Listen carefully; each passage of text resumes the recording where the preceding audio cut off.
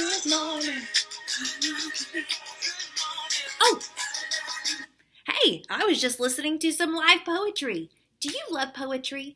Did you know that it's everywhere in our world today? I was just listening to some right now. Poetry is everywhere. If you watch American Idol or The Voice, you hear it all the time. It's on iTunes. Some of our biggest superstars use it and make millions all the time. You know, a lot of times we look at poetry and we get scared by it, but poetry is nothing to be afraid of. Why, one of my favorite authors is Jack Prelutsky. He writes hilarious poems, and he wrote this one, Homework, oh homework, I hate you, you stink. I wish I could wash you away in the sink. If only a bomb would explode you to bits. Homework, oh homework, you're giving me fits.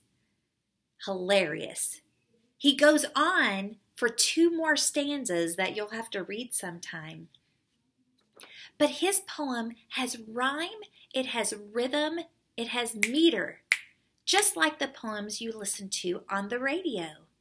Meter. Let's take a look at that word. Meter is the beats of a poem. Homework, oh homework, I hate you, you stink. I wish I could wash you away in the sink. You hear the rhyme, too. Now, not all poetry has to rhyme. This one in particular does. He goes on to say, I'd rather take baths with a man-eating shark or wrestle a lion alone in the dark. Shark and dark rhyme. His poem is also divided into stanzas. You can take a look here. He has 3 stanzas. These are like those paragraphed sections of a poem. Poetry, as I said, does not always have to rhyme. Ralph Fletcher writes some amazing poetry about everyday ordinary things in his book, Ordinary Things.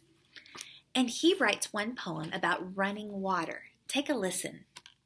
Running water, dripping off rooftops, liquefied diamonds, lit by clean light, babbling snowmelt, bringing the gossip, spilling off mountains, young, laughing, running water. Look how he does the last line. Young, laughing, running water. He uses the words to showcase the spilling off the mountains. Now, when an author writes poetry, he really wants to bank in on your 5 senses. They use what we call sensory language, which has to do with your 5 senses. So we have the sense of hearing, the sense of touching, the sense of sight, the sense of smell, the sense of taste. So all of these senses work together with their language. He calls running water liquefied diamonds. Now, what if we were to help out Ralph a little bit and change that into, say, a metaphor or a simile? Both of those things are comparisons. So he compares his running water to liquefied diamonds.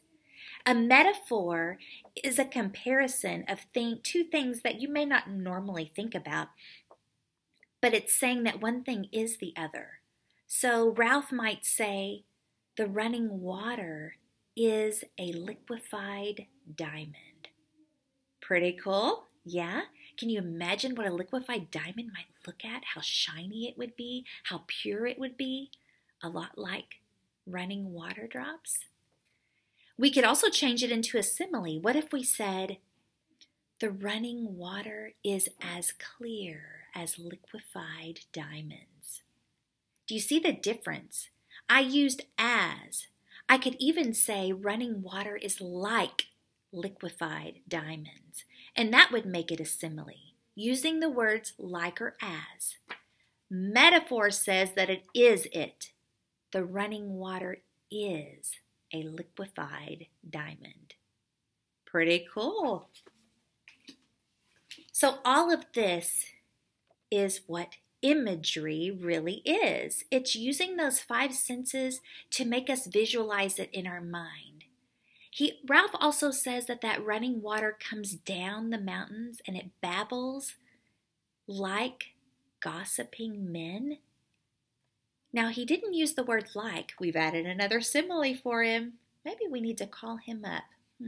He might like some of our ideas. But it makes you realize that, hey, I know what a lot of people, when they're put together, what they sound like. Oh my gracious, you would think that the bell would wait until I'm done with this video, but it did not. Anyway, so we know what that kind of sounds like. That could really sound like running water, especially a lot of water off of a mountaintop. And he wants to visualize that sound, taking something we already know something about. We've been in loud, noisy places.